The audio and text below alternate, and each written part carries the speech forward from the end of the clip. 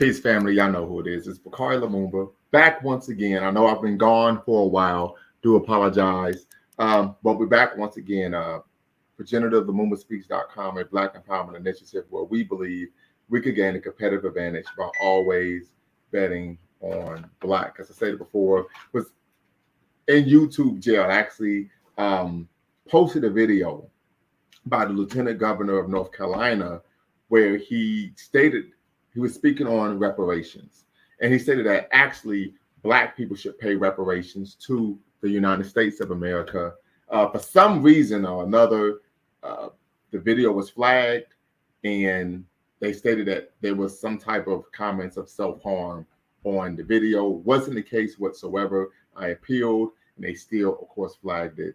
And I had to sit in timeout, proverbial timeout, for a week or two. So this is why I hadn't been posting content, and I'm just now getting back to doing so. But I hope to have, of course, a great conversation this evening.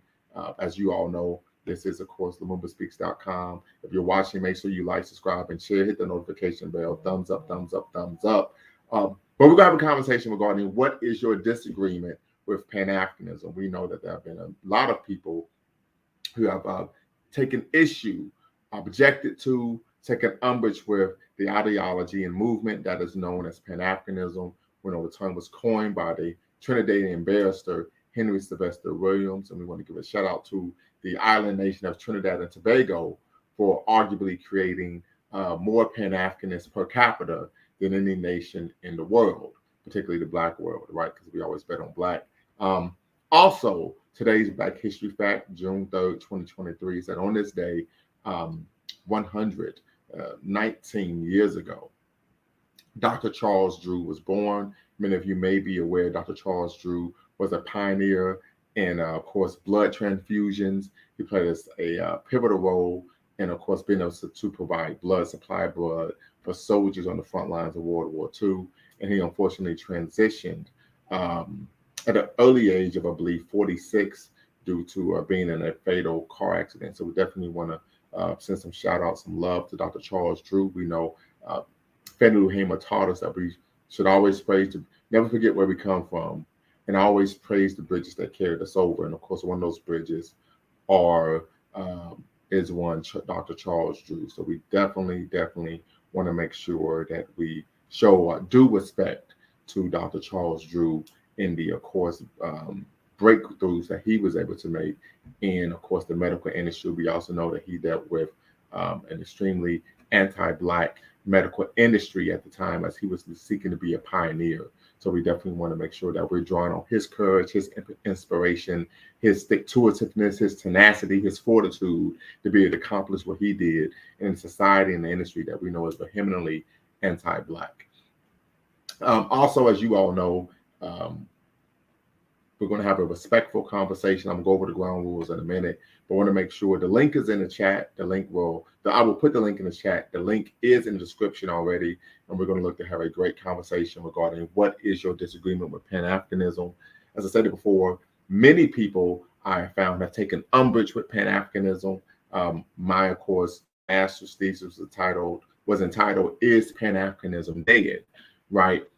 Examining the efficacy of Garveyism in the age of globalism. So we do know that there have been some questions regarding Pan-Africanism, its efficacy, its ability to remain, at the vanguard of a movement for, of course, Black power. There have been a number of issues that led to Pan-Africanism waning since its so-called zenith at the height of the anti-colonial African independence and Caribbean movements. But of course, part of that was, of course, preeminent politicians, leaders being assassinated. We're talking about Thomas Sankara, Malcolm X, Nelson Mandela, and we're talking about, of course, the Mandela who entered into Robben Island prison, not the one who left.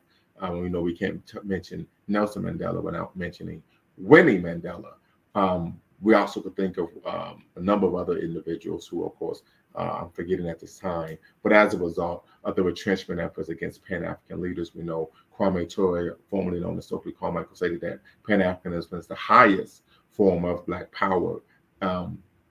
it's tended to wane. So something that we're going to seek to unpack. But another issue that I've found is that oftentimes individuals who seek to critique Pan-Africanism or state that they are opposed to Pan-Africanism oftentimes have a very limited knowledge of what Pan-Africanism is. Typically, what I've tended to find, and of course, individuals of my mind, of my ilk, tend to find individuals who are getting the information about Pan-Africanism from, of course, no pun intended, YouTube, right? So this is the platform that I'm on. Don't want to speak ill of YouTube, but oftentimes individuals are simply parroting what other individuals are stating. They know very little about the ideology of its core tenets, ideas, foundations, so on and so forth.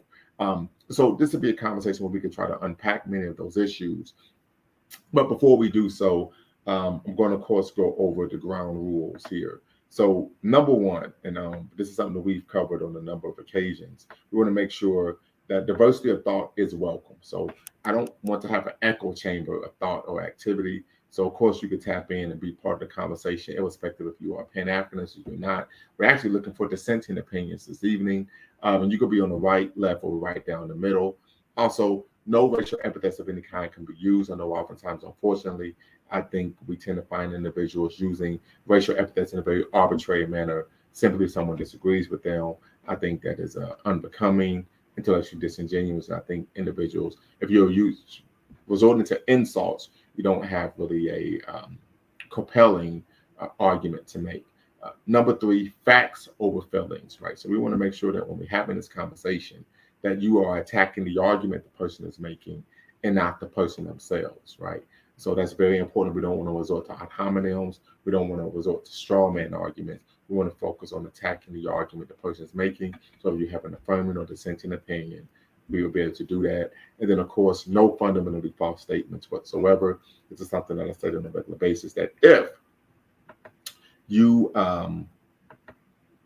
could have your own opinion, yes, but we don't want individuals to make fundamentally false statements. And so a great example where that would be, you could believe Michael Jordan or LeBron James is a better basketball player, but we don't want you to say that Michael Jordan is not the GOAT because he only has one championship. That would be a fundamentally false statement. And then last but not least, our mission is neither to exonerate or vilify, but simply to challenge conventional wisdom and re-examine what has been previously accepted as fact. So many historians, particularly cite the proto-Pan-Africanist era as the origins of Pan-Africanism being rooted in the maroon societies in Brazil, Suriname, Jamaica, the Caribbean, and of course, in the United States of America. So we want to cite that, but also many historians will view the success of the Haitian Revolution as truly the foundation of what we now know and call Pan-Africanism, right? So once again, I'm going to put the link in the chat.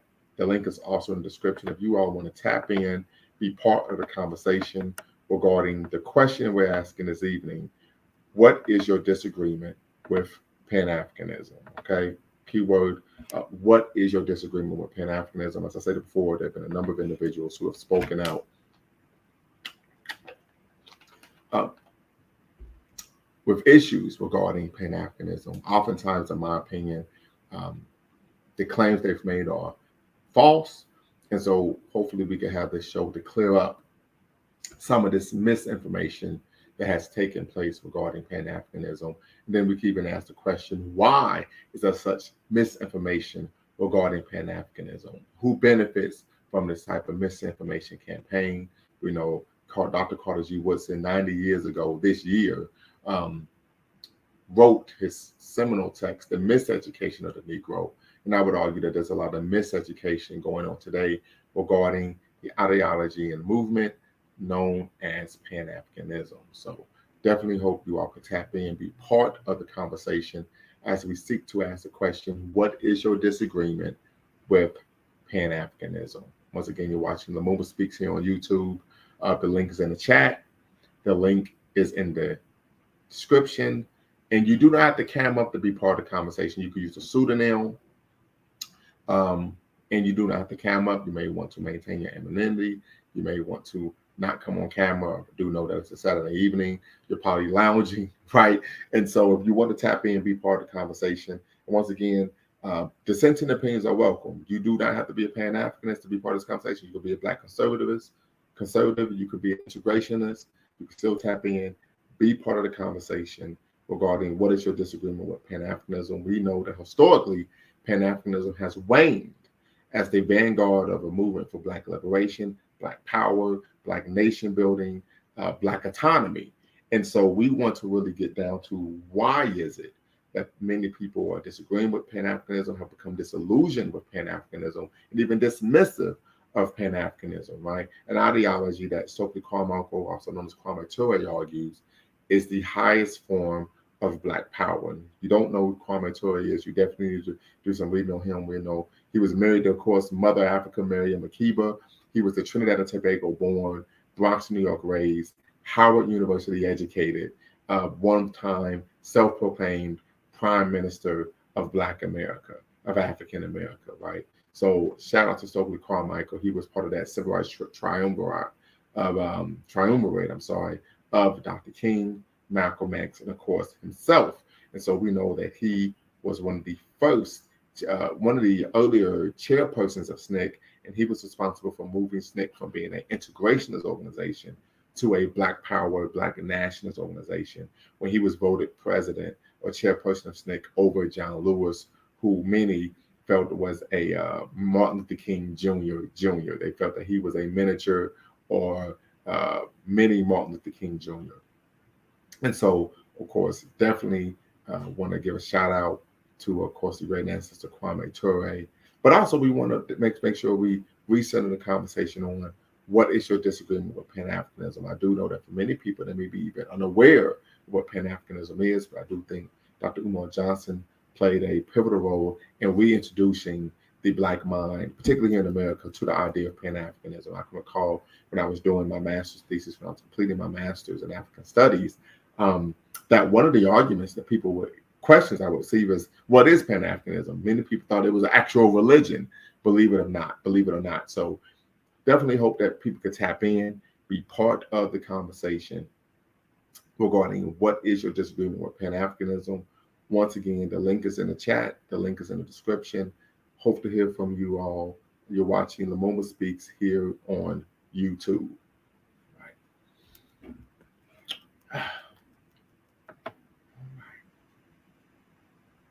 So doesn't look like we're going to get anyone. We're going to stay on a little bit longer. If not, we will shut it down. And then once again, but I do know I'm probably not in the algorithm.